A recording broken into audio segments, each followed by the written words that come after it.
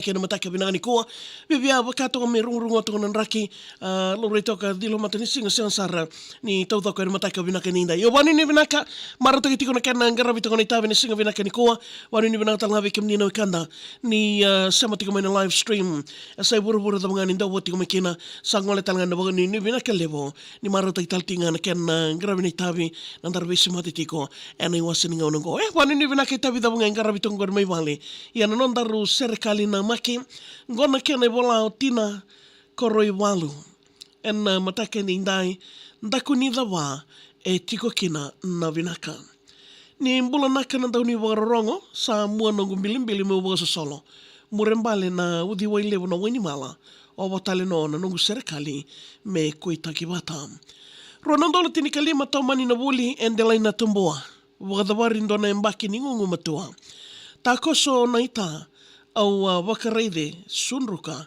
ki kea sinawosa au mbole mate wakandua.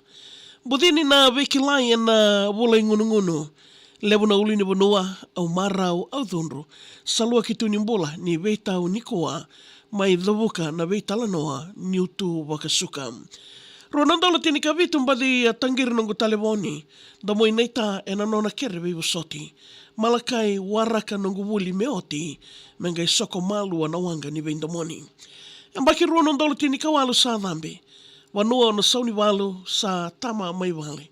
Nonrato wulangi sa yadho ya nidhake sengani dingomi waka rawa na mbudhini ni wale. Wula chune ke rau satu matai talatala. Songo no bewekani merawakan dina taka. Rau nungu ngasi warai nindo wata ni rau waka mau sena kena soko na ni rau wanga.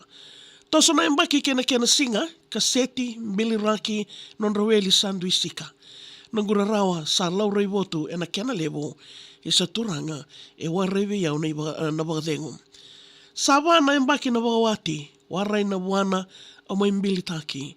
Nungu masulo ki walni lotu na wakaitavi, wawai kautata musuki ni dhawa na embaki. Na mbaki ronandolo rusanga wulu katolu sa wakadangau, sa lukudi me kerau teke wo wakatatambo. Na muri chisu warai ni rawa na wikango, kerau weitangi dhaki ni sa saumi na ni rau masu. Karuani chiune ronandolo rusanga wulu kawa, na mataka dhadhani singa tambu au tangi na levu ni wawa vinaka.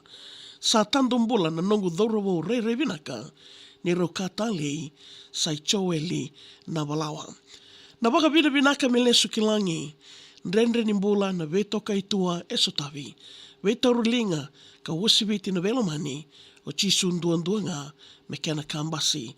Saka sa nongu mbilimbili me usombo, lingomi nongu iwola mai Waimanu Road. Au sakerea na nongu wakadengu, emberi nelo lama mai mburi levo, lase levo. Ya bikim ni nando buti tiku mai nandaru serikali ya namaki wakadir lolomandina. Na keno ya mataka ni kuna ndako ni dawa e tiku kena na vinaka. Na boleh besar bikim ni nando botal tinga mai na sigo vinaka ni indai bolana no serikali. Ke waka to mai na VTFM rua tolundua and Waimanu Road suba. Moni tikena warombo ke ngina na magitu mai kena kena ndawili kiani na nandaru serikali namaki na VTFM. Rotal ninga ringo ta tiku yani and a Facebook page na VTFM and mataka vinaka ni indai. Kuni ngole daba ngina